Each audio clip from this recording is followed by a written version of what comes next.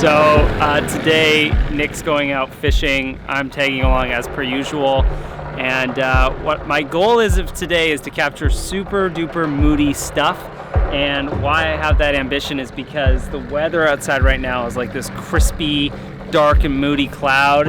I feel like it's like the beginning of some Harry Potter movie, and now we're driving towards it. Always head into danger.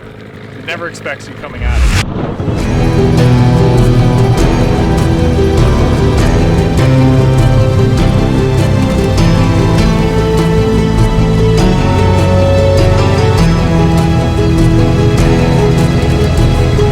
So today, I guess if there's a tutorial on it today, it's how to capture a dark and moody.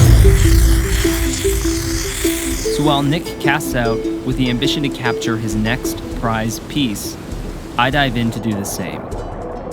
Right now, my underwater case doesn't provide the options to change focal lengths while using it, so I'll have to embrace my limitations, because limits elevate art, always. This camera isn't in a waterproof case. I have another underwater camera, which is the footage that you guys probably saw of like the underwater moody cloudiness. I'm gonna hop into the water, capture some dark, ominous shots of that, which works really well in slow motion, like 120 frames, water, like dipping in and out. I don't know, it just has such a cool color. And then one of the other key ingredients for today is, again, these like ominous, dark, moody clouds. And what makes them so perfect is, the way I think about it is like when you film your movie, if half the frame is blown out white, it's like, why would you shoot that? That's why moody clouds, or in movies they do a lot of sky replacement, because it fills up half the frame. It tells half the story of the shot.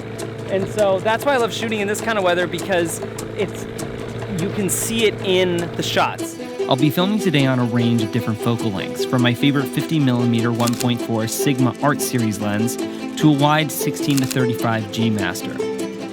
Diversity in footage equates to immersion in space. It makes the audience feel the experience rather than just watching it. So the trick here is getting chased by the storm, getting chased by, obviously, the water, getting chased by daylight, and then obviously filming, at the same time. Good things come to those who wait. If you caught the biggest fish on your first catch, then the rest would be disappointing. Instant satisfaction is the enemy to long-term gain. Nick's already caught one good guy. I feel like I've filmed nothing that valuable, but I think the second round will be good. Basically, when you're shooting like anything underwater, you're kind of competing against coverage, angle, lighting, aperture, everything you would be challenged with above water, it's then underwater. And then there's like this weird magnification. As cool as it looks and as fun as it is, there's a lot of things you're thinking while trying to stay above the water and not drown. In the moment, when all the rules, steps, settings, and training are set into motion, your greatest catch flows and feels like magic. My second tip, texture. It's the water droplets on the lens, blurred focus, the beautiful imperfections that, if you lean into correctly, alter shitty footage into gritty footage.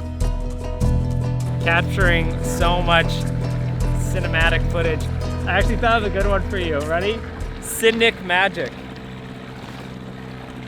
Because it's like cinematic and Nick at the same time. You lost points on that one. Why? That was a good one. By the way, for those of you like, Zach, do you have a cold sore on your face? This is a spider bite from sleeping. You keep trying that. That's not going to catch on. Just like your lure. I don't give any good ones, so that was a good one. The devil is in the details. Beyond texture, you're looking for detail. 120 frames per second of movement the eye can't see. Water, particles, physical movement. Pro tip: if you can see it and comprehend it, then film it with a regular film rate. Otherwise, capture it in 120p and then decide later in post. So we've been out here for about an hour, maybe two, either getting wet by the rain or, oh my God, it's raining out. I've been hanging out under here the whole time. Isn't this just awesome? It's like a little tent cocoon. I've been watching over the footage. It's like I'm back at home and I'm dry. The talent. Do you want to try the hotel out? Nope. Oh. One of the things that had happened while we were out here was I decided to fly my drone up to capture us in the boat, because I'm like, oh, we'll get like this really cool overhead drone style shot like the other ones you've seen in this video. And as I flew it up, it was up in the sky, and then my cable, I guess, from like me jumping into the water and Nick bringing in fish, a little water droplet had hit the cable. I'm flying it right now, but there's nothing that's coming up on the screen. So Nick and I had to like drive the boat close to the drone. I can't see where it's going. I can't tell what the battery life is. I can't tell anything about it. My worst nightmare right now. Problems will happen. Errors will occur. It's not the universe telling you to stop. It's ambition pushing you to persevere. So right now we're really outnumbered by the amount of seaweed that we caught. This is the one. Nick didn't think the last one was the one, but this is the one. You think this is the one? Is this the one? I think I need to switch lures. This is the one.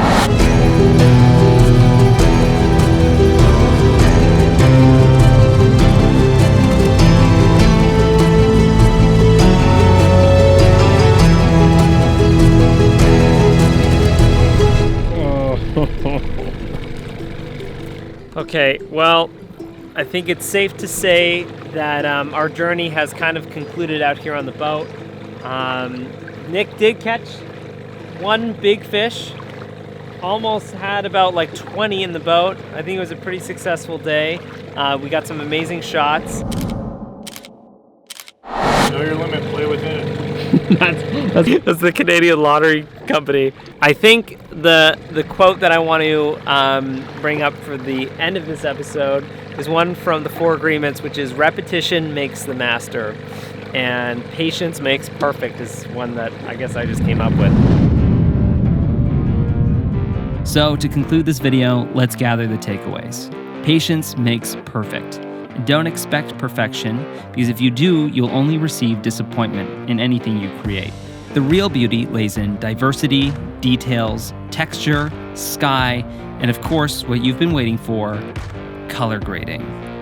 When it comes to color grading and moody looks, I use preset LUTs from a website called Bounce Color.